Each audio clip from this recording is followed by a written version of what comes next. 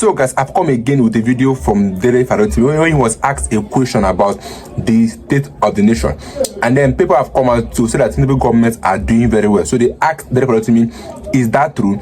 You'll be marveled to hear his own side of the story. Just watch this video from him and let me get your views and thoughts in the comment section. The first thing that came to my mind is, if we ask you the question, what's your thought about the state of the nation, you're likely to say a lot of things. But let me flip it and say to you that the people in governments today, President Bola Ahmed Tinubu's staff and his spokespeople, they've said very clearly, they listed a number of things. They said there's been economic reform, that the improvement in the area of petrol, that now we have a petrol that you can say, yes, is almost consistent in terms of the supply. That's the price of that they're taking away what used to be the one that we described as criminal architecture that is around this subsidy regime, and then they talked about security, that the security architecture, they're working on improvement, that the soldiers are supposedly working. They mentioned infrastructure development. There is the long road from Lagos to Calabar that is there, that they're working on. And then there is the man in Abuja who's also working seriously and consistently, launching new roads and commissioning areas within the state. So as far as the government is concerned, they are working. But is that your thoughts? Because in the midst of all the work of the government, there is still the people that are crying, we're hungry. You know, when you ask this question, and you've rightly predicted that there is a lot to unpack, but there is this proverb I'm very, very fond of using, and it highlights the issue I need to address, and it deals with relativity. It says, what concern is it of the baboon if the chimpanzee has diabetes or even running stomach? It's not his business. They might look alike, but they are not the same. The government and the people within Tinubu's government and their beneficiaries, they should say what they are saying, since they consider Nigerians to be incapable of determining by themselves and have to be told whether they are hungry or not. The reality is, where were we 10 years ago when the APC government came to power? I know they like pointing at Buhari as being the disaster that preceded this disaster. But the reality is that it's the same APC. There are persons within that government of Buhari that are inside this same government. Somebody like Kiyamo, for instance, of the 712 billion naira airport renovation budget. So it is, they should say that the system is getting better. It is their right to say so. They are enjoying, their lives are getting better. The average Nigerian whose real income has evaporated will not say what they are saying.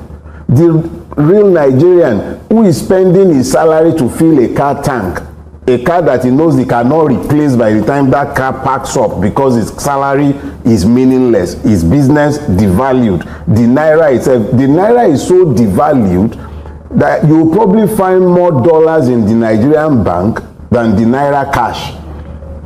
That is how bad. They're talking about infrastructure development. You see, the problem with us is that we tend to look at issues superficially. A government supposedly serving the people unilaterally awarded the contract for a road to Calabar, coastal road to Calabar.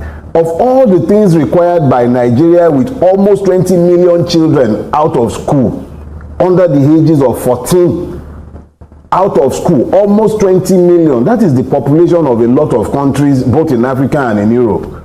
But we have 20 million brains that we can discard because all they need is to recruit more agberos, more terrorists, more headers, more bandits, more people who are incapable of questioning them even as they destroy the country. So it's okay. They don't need to fix that rot. They don't need to fix the rot in healthcare that I've seen almost every doctor of note fled the country. There is absolutely no need whatsoever to take a look at critical infrastructures that have collapsed completely. But of course, we must build a road to Calabar, and people focused exclusively on the stealing that attended that contract, because if a contract did not go through due process, it is safe to say it is stealing, brazen-faced stealing. Now, there is an adjunct. In building that road, lands were created, and that was always the add-on that people didn't pay attention to. That road was used to grab people's land. Nobody is paying attention to that. The road was unnecessary. It was not required. There are other things that should take priority. Nobody is talking about that. So when they come out and they'll tell you about all the things that are working, it's working for them. But how much is the Nigerian paying in real cost for what they are saying? So they can be rebasing numbers and tweaking the numbers to make it look good. But have they made our pockets feel better? Can the average Nigerian go to the market and be able to feed reasonably well on their salaries? I doubt if up to 5% of those who earn salaries in this country live on their salaries. Each time, especially when I speak with people in government, they ask me the same, they give me the same response. So let me give you their response. Are you saying that there is nothing good coming out of this government? Is there anything you can point to that is from this government? Because that's the question that they're asking me. You know, I think it has now come to the point where I must thank God for the APC, for Tinubu particularly, and for how they have helped. I don't need to say much to show the average Nigerian the level of putrefaction that has now attended every layer of governance in this country. Because of them, it is easy to see the level of impunity that governs Nigeria. Aside from that capacity to show us how low governance can fall in Nigeria, there is nothing they have shown. It's not like they've been any worse than the Buhari regime in terms of policy choices. They were, at least they were, if nothing else, they were consistent in saying that they will build on the ruinous foundations of Buhari, and they've done that reasonably well. Nobody can take that away from them. But when it comes to the impact on the average Nigerian on the street in their homes, this government has been ruinous. From the plateau to the Benue Trough to the rainforest of southern Nigeria, Kwara, people are running away from villages. They are abandoning villages in Kwara. The insecurity that they are pointing at is not just that it's worsening, it's that it's spreading. It's spreading even within townships, within cities, even Lagos, Ibadan. You are having an upward swing in kidnapping. It's not just about Fulani kidnappers anymore, kidnapping for ransom and all of that. It's not about that anymore. It's become an industry on its own. People can't even walk around freely in cities, and they are crowing and talking about how well they are doing. These are real issues that the average man on the street can answer. It's a pocketbook thing. If the thing is getting better, we would all know. It will show up in the price indexes. When we go to the market, we'll see how far our naira can travel. The reality is that naira has evaporated. Even banks are not having it. Okay, so you painted a picture of where we are as a nation. It is where we are. It's clear to see that there are deep fractures in our systems and in our leadership. That brings me to something you wrote recently, a reflection on the death of former President Muhammadu Buhari. You insisted that he should have lived to witness the full measure of justice for what you described as the suffering inflicted on Nigerian people. In your view, what is the deeper purpose of such justice? Is it about retribution, accountability, or the moral duty of a nation to confront its past before it starts to look forward? You know, because we've been in this mess for decades, what has happened is that Nigeria has created alternative narratives in place of truth. So we elevate villains and paint them as though they are men who have delivered value to society. Muhammadu Buhari pursued power assiduously 30 years after he came back into power. I don't believe in speaking ill of persons who can't defend themselves. It's not about speaking ill of the dead. If you've done ill when you were alive, I reserve the right to speak to your deeds after your demise. He's dead now. So what pains me is that a jury of his peers, fellow Nigerians, never found the opportunity, we were never offered the opportunity to confront him with his many crimes against Nigerians. The pinnacle of that crime, of those crimes, was the Lekki Toll Gate massacre. He was the president and the commander-in-chief of the armed forces. What they did is documented. A tribunal confirmed what was done.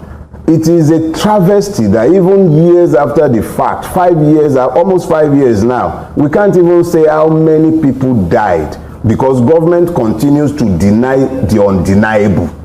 In the face of all of the evidence, the government continues to deny it.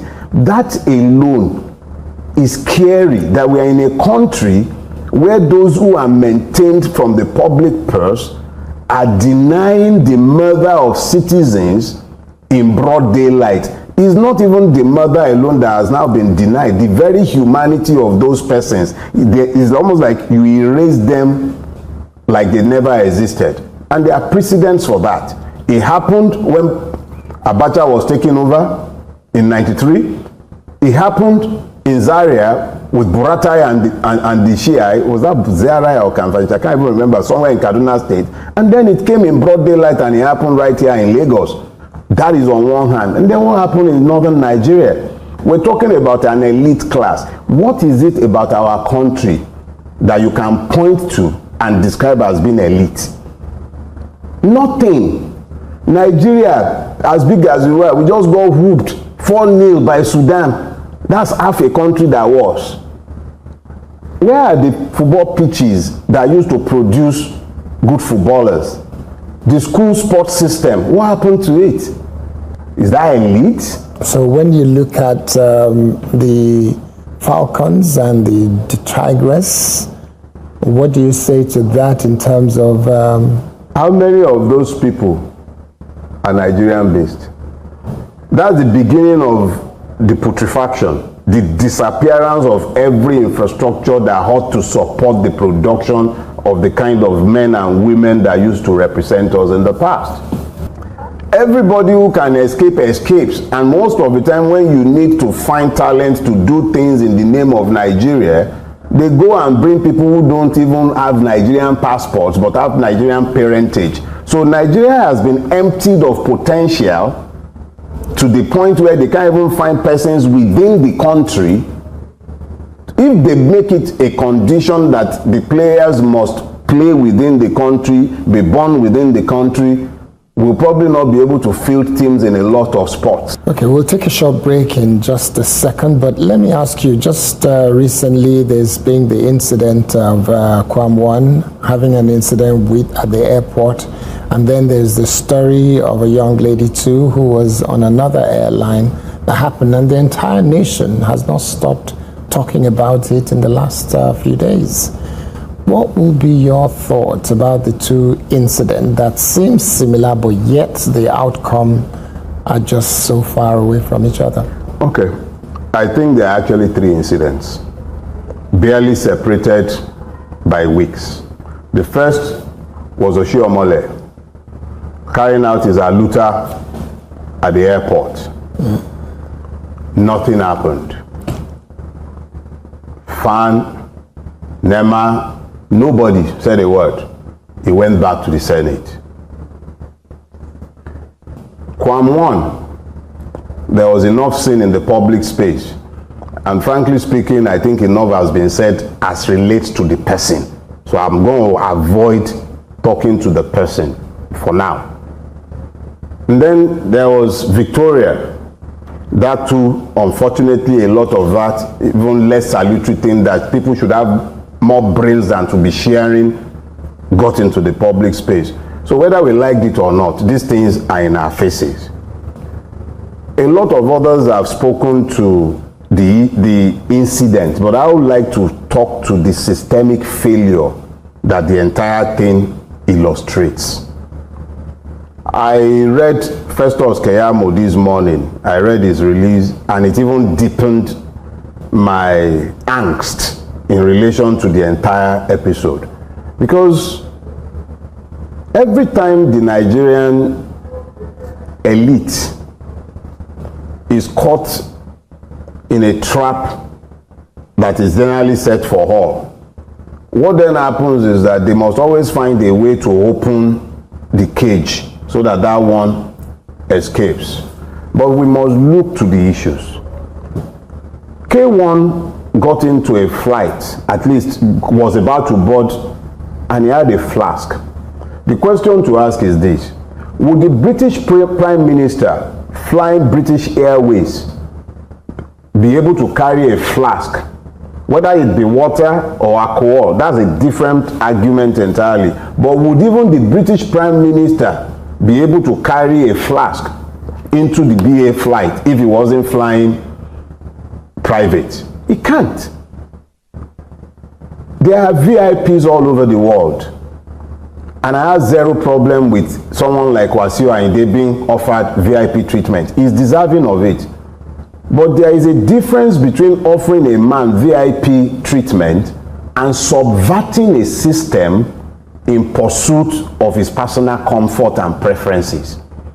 And there is also something instructive about the man standing in front of a plane, seeking to stop that plane from flying. There was no airport security in sight. Nobody bundled him off. Bravo to that pilot. Yes, she broke aviation rules in my own layman's view. I'm not an aviation expert. At least they said that she did that.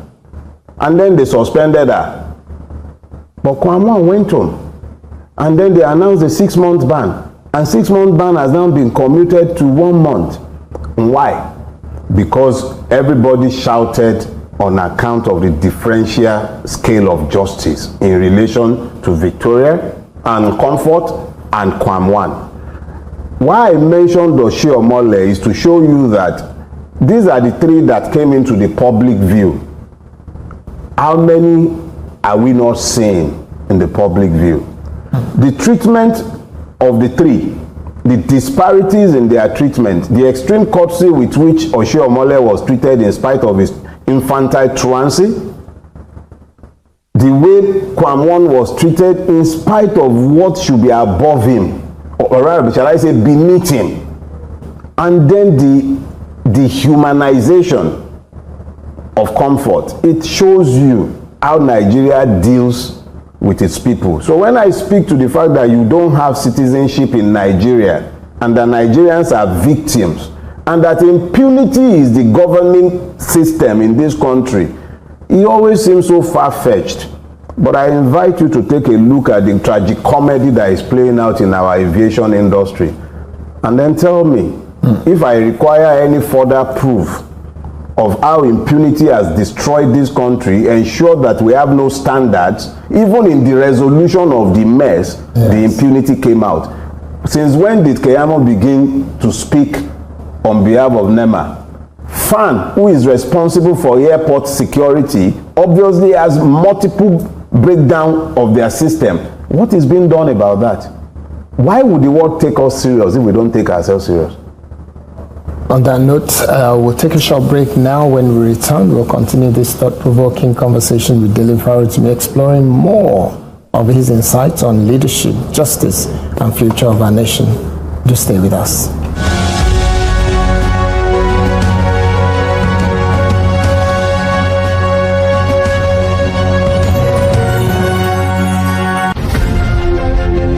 Nigeria's Middle Belt, the food basket of the nation, rich in culture, heritage, and natural resources. But that appears to be in the past.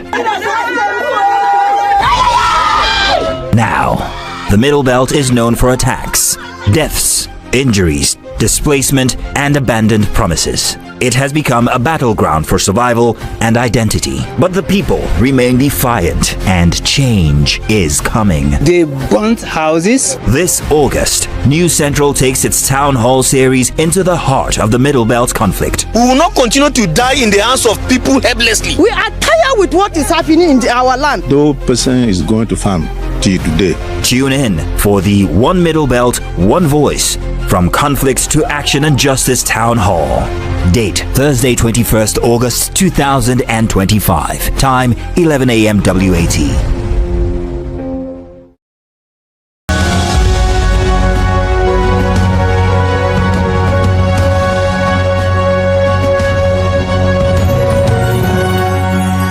Okay, 60 Minutes with Mr. K on News Central is back, the place where we slow down, reflect thoughtfully, and dive into the ideas that influence our lives and the direction of Nigeria's future. If you're just tuning in, I'm here with Dele Farotimi, a bold advocate for justice and reform, whose work challenges us to rethink governance and demand better for our nation. So far, we've been unpacking the hurdles in our political and social systems and the urgent need for meaningful change. So let's speak up from where we stopped when we had to take a short break. Now let's bring our viewers a little closer to the grassroots. You've highlighted the paradox in the states like Osun, where billions are allocated to travel and food, while only a fraction goes to education and health care. What does this kind of budgeting reveal about leadership priorities and the value placed on human development? And while we're talking about that, I didn't want to do this, but I'm forced to do it. So while you're answering, I'd like you to think about it. The fact that so many governors are also seemingly aligning with the federal government. And that's partially because of some of the things that they have done. Well, let me say this. When there is a disconnect between those who govern and the persons they govern, it becomes is easier to find the evidence when you look at the budgeting. In a state like Osun, that's my home state. It's a very poor state in terms of federal allocation, but it's a very rich state in terms of human and material resources. But unfortunately, it has always been bedeviled by people with limited imagination. The only thing I would have expected of the current governor is maybe a dancing competition for the state, but unfortunately, he has not even thought fit to make the state a destination for dancers. But he appears to have found the capacity to travel a lot, and the glutinous ability and capacity of the persons in that state appears to also be evidenced by the sizes of the persons who are in governance in that state. From the governor to the speaker to everybody in that state, they appear to be quite glutinous, because if not, how is it possible to explain a situation where a state like Osun has spent more on air travel and feeding than on primary health care, than on education in the tertiary institutions, and there are persons in that state who have not received their gratuities and pensions, and that state is spending so much to service debt, but it still has enough money to be gallivanting all over the place. Look, it might very well be that there are clear arguments to be had for these travels, but surely the proportionality is suggestive of a governor who is disconnected from the people to the point where, instead of appealing to the people in order for them to vote him into power, he finds it easier to jump on the APC train, so that once you don't need the people, you don't have to do anything for them.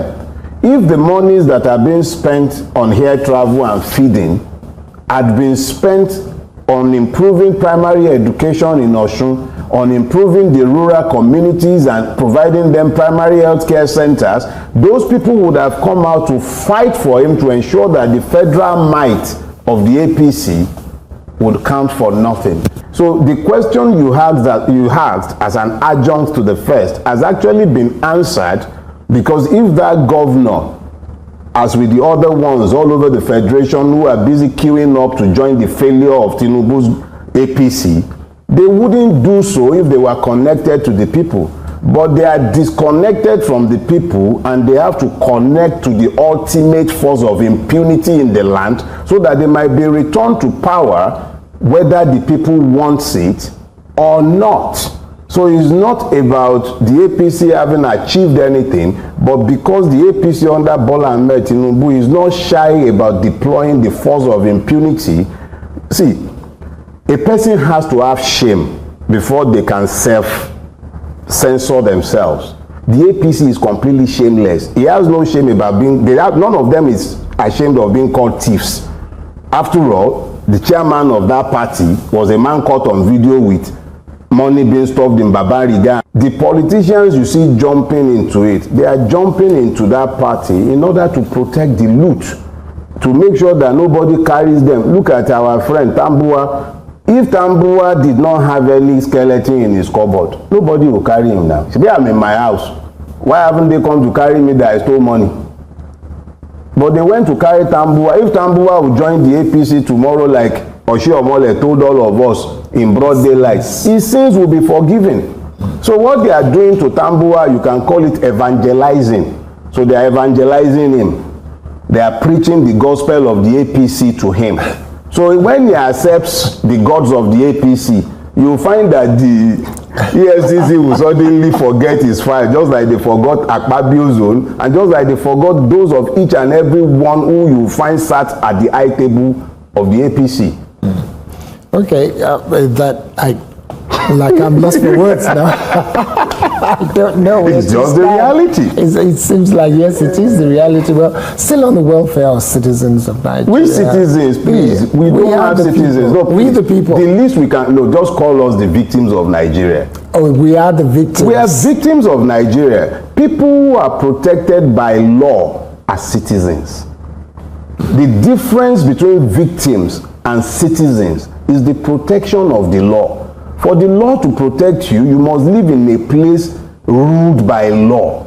Nigeria is a place that is ungoverned by law. It is governed by the whims and caprices of small-minded men, such as the ones who took that girl and decided that she must go to Kirikiri for something not as grievous as had been done by two Agbayas.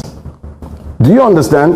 That is the kind of country we live in. The Lord be damned.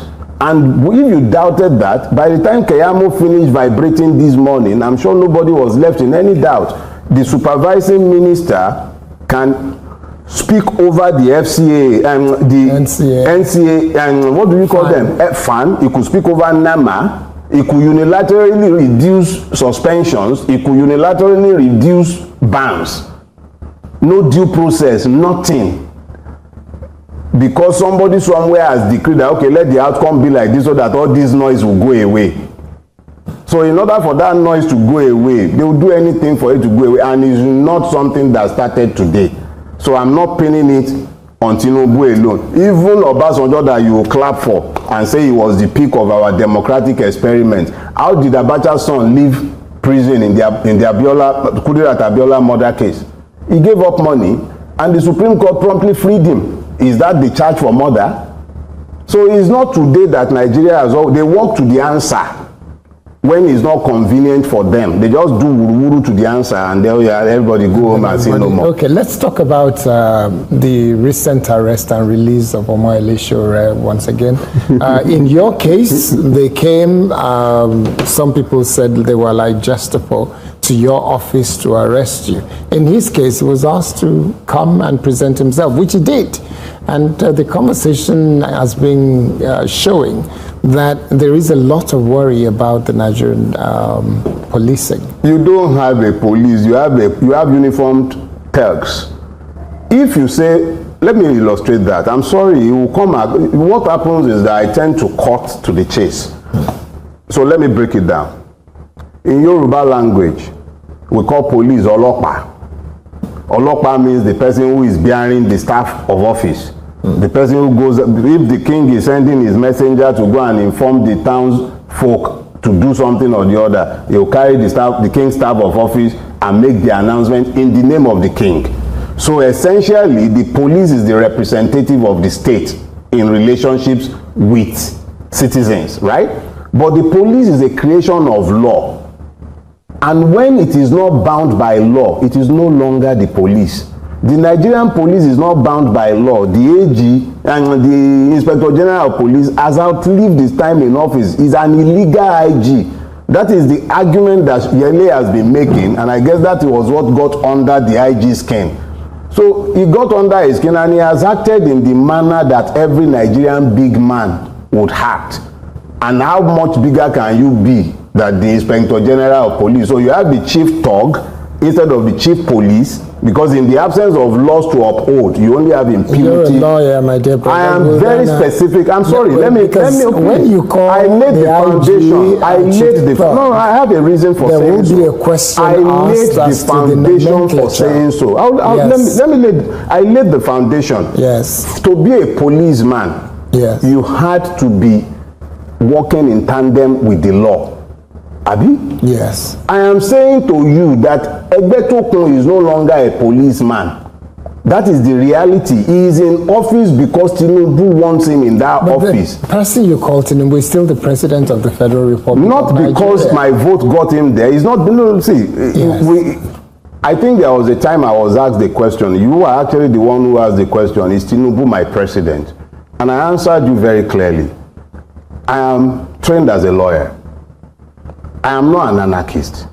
Whether I like the idea or not, whether I accept the process that threw him up or not, the reality is that today, Bola Ahmed Tinubu is the de jure president of Nigeria. Whether I like it or not, that is the person our system, imperfect, flawed, corrupt, prone to impunity as it is, has thrown up as our president. But beyond that, I retain the right as a conscious being to call what I see what it is, not what my oppressor would prefer that I call it. Bola Ahmed Tinubu did not come through a process governed by the free will of the people. No.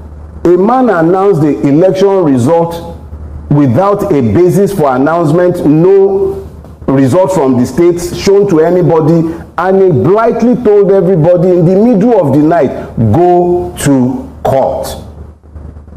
I will not speak to how good or bad that judiciary is. Today is not the need. We've said enough. I've written on that. I've said enough. The book I wrote on the judiciary was ready before the Presidential Election Tribunal delivered its result. But I deliberately delayed it because I didn't want that book politicized.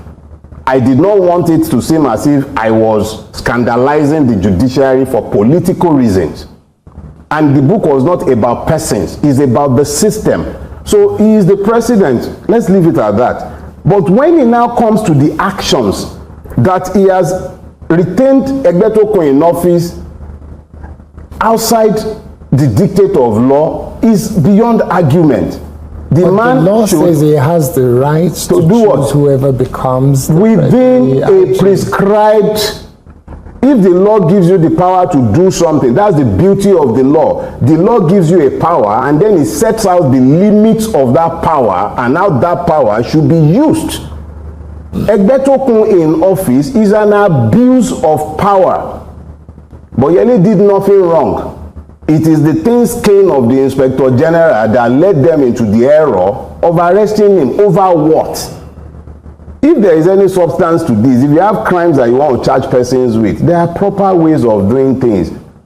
Even if you want to pursue a vendetta, at least do so looking like you are doing the dictate of the law, not like you are just chasing after a man because he's constantly calling you out for being in office illegally. Okay, well, we'll have to take a short break, and when we come back, we'll just do the final conversation. So please do stay with us.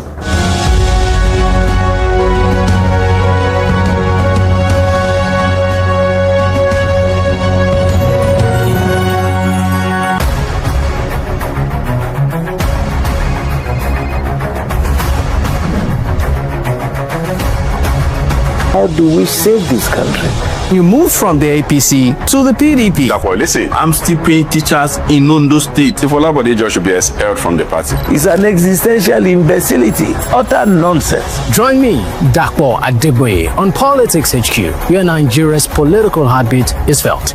Monday to Friday, 8 p.m. on News Central.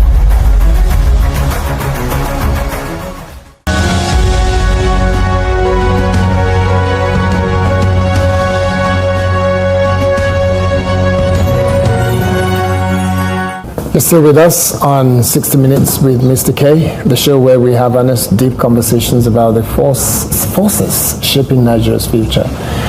I'm still here with Dele Farotimi, fearless advocate for justice and reform, whose work continues to inspire Nigerians to demand better governance. So let's cut to the chase like you like to do. The Inspector General of Police is still in office. He is a man that the law recognizes as the chief No. I officer. disagree with you. The law. The government and the law are not the same thing. The government commits a lot of illegalities, and there are a lot of legal things they also do, but there must be a distinction clearly made. Tinubu's word is not the law. The law is different from the government. The government and the law are not in tandem on this issue. There is an executive order. Executive order cannot be found outside the boundary of law. If your executive order is not questioned by the National Assembly. Which National Assembly? Is the same National Assembly that changed national anthem in 72 hours. They've told you they will do anything they are told by Bulaba. They are not arguing with the president. Anything he wants, they give him. Is that the same National Assembly that didn't have any oversight on the two most meaningful contract that this government has issued? The Lagos-Calabar Expressway did not pass through any oversight. It wasn't budgeted for. It wasn't in the national budget. The major power of the legislature is the purse. They never saw a budget for Lagos-Calabar Expressway. They saw no budget for the airport renovation. Are those the ones that you are saying that executive? Please, the least we can do to ourselves is to at least tell ourselves some barefaced truth. We do not have a legislative arm worthy of the name.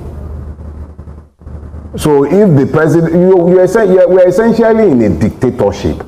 It is whatever Tinubu wants that Tinubu gets. Monkey see, monkey do. He demands, he gets. If we can't tell this to ourselves, then we can't even tell the truth. What we do about it is different.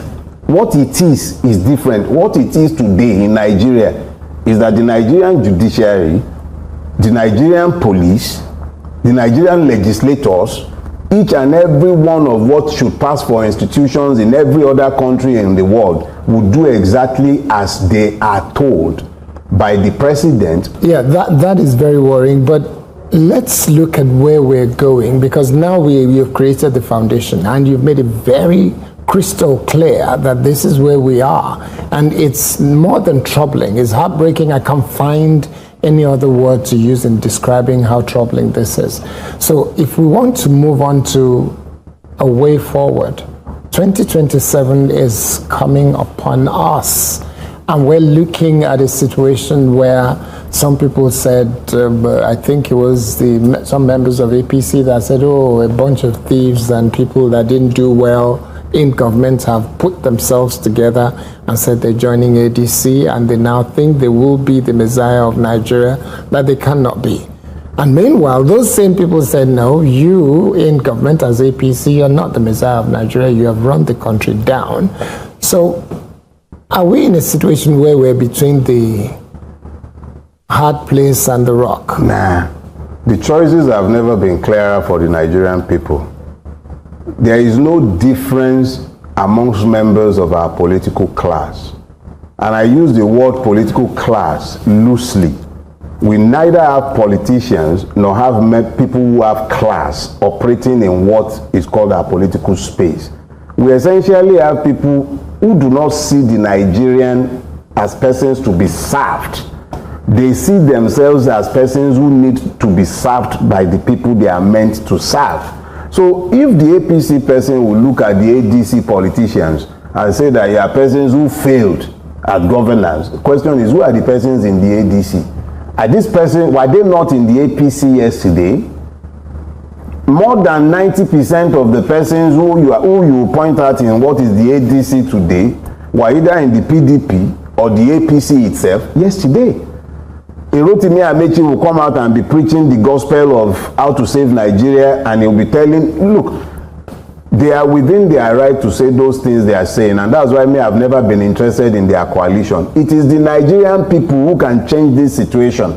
But Rotimi Amechi said he knows how to win against Tinubu. To win to do what? That's the question. When they talk about coalitions, the first question I'm asking, and I asked the same question even of the candidate that I supported in 2023, and that I'm likely to be supporting if I'll be involved in the political process in 2027. What do you want to do if you gain the power? You want Tinubu out. Look, saints are not going to come and save Nigeria. Let me just deal with that ADC issue. So there's no it's still Nigerians that will save Nigeria. But the question is this, whether you are in the ADC or in the Labour Party or the AAC or any party for that matter, what does that change mean? You want Tinubu gone. I want him gone as well. We wanted Buhari gone. Buhari went, but what replaced him? Another disaster. So question is this, what do you want? And if Nigerians are looking to the politicians to tell them what they want and to organize them behind what they want, we've lost 2027 already. Anybody waiting for 2027 has already lost 2027, because I guarantee you that Bola Ahmed Tinubu and the INEC as it is today, because it's the same Yakubu that is there. And if Yakubu leaves tomorrow, whoever is going there will still be nominated by this person that was returned by Yakubu. So it is safe to say that in the absence of meaningful electoral reforms, the same thing that happened in 2023 will happen, and that is why you see better informed persons when it comes to politics in Nigeria, and nobody can be better informed than your governors and your senators who are running into the APC.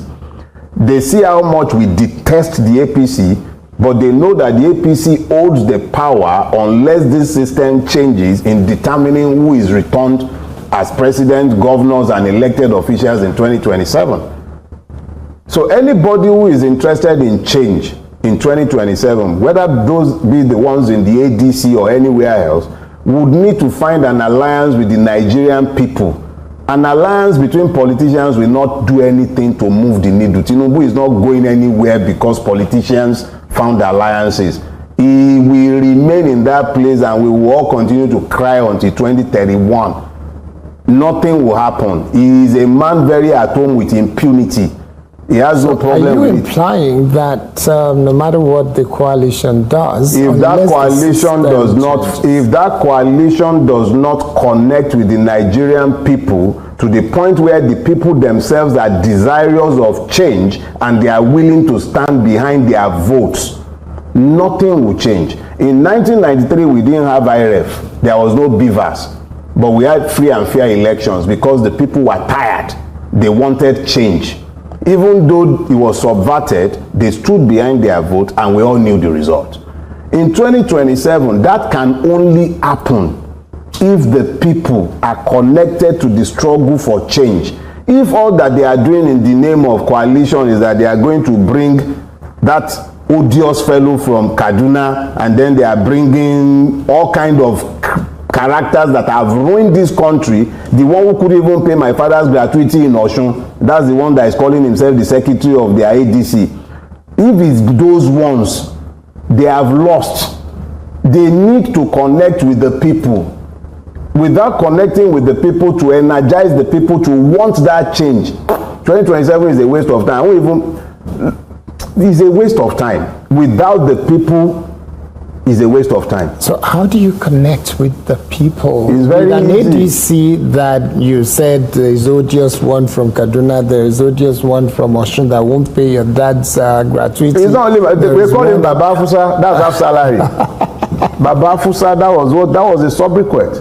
He paid half salary all through his time. My father, if I wasn't able to take care of my father, he would have died years before his death. And that's the one who wants to go and, can that one talk to people in Osun State? He can talk to them. Maybe if they give them money like they usually buy vote, they will come out, they will vote if they can be paid, but they will not stand behind that vote. They will not stand when policemen come with soldiers and their talks. Those people will not, because they were paid to vote. They are not convinced that anything will change as a result of their votes. They are not invested in the process. So they will walk away. But if they are convinced that the future of their children and their home will be enhanced if there is a change in government, if they know what it means for change in education, in the structure of the country, in healthcare, in security, they will be interested because they know what to expect the day after. But you can't just paint them all these pictures. Look at that one in Imo State that was lying to the people that they were going to be having jobs abroad once they won the election. How many jobs have come from Europe for the people of Imo State since they went there? They're always building pies in the sky, and the people have come to the knowledge. There are so many governors all over Nigeria. Nigerians are aware that their politicians are fraudsters. So they have disconnected from the process. Do you understand? So a person who is disconnected from the process is not going to be invested in shifting the current reality unless you connect him to those realities. They are not doing that because they are not really looking for anything to change. Most of them are simply looking to be the ones administering the impunity. Not that they want things to change for the people. If you want things to change for the people, why can't you tell them the content of the change you are promising? Why is it so difficult?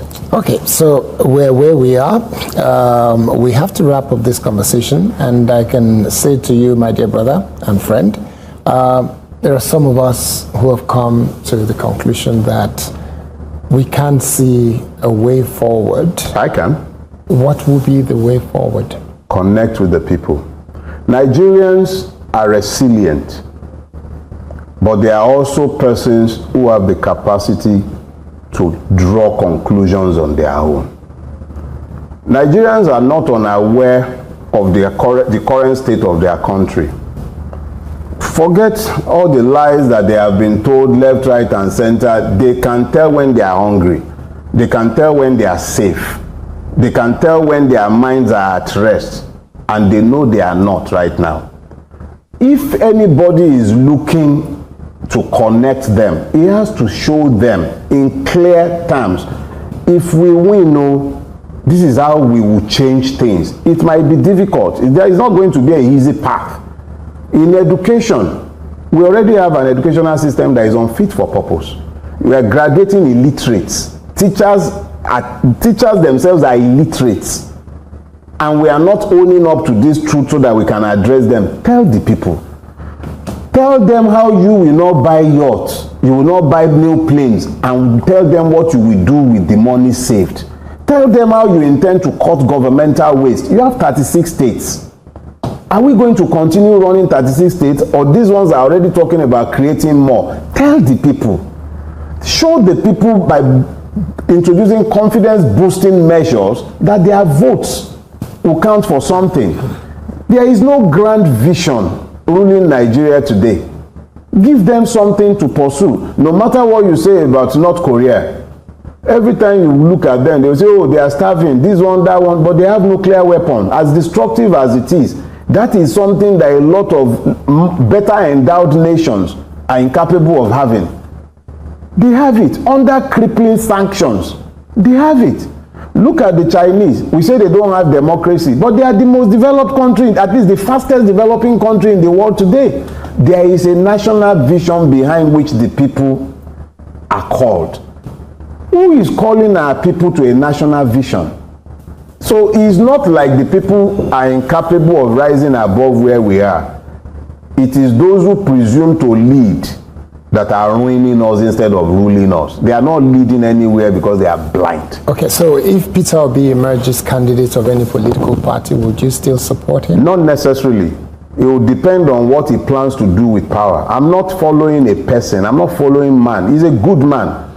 And insofar as it relates to those who are running for the presidency, as of today, he's still the best in my own view. But the question is this: What kind of compromises might he have made before that? If I don't see a platform that promises me change, deliverable one, I'm not going to follow him.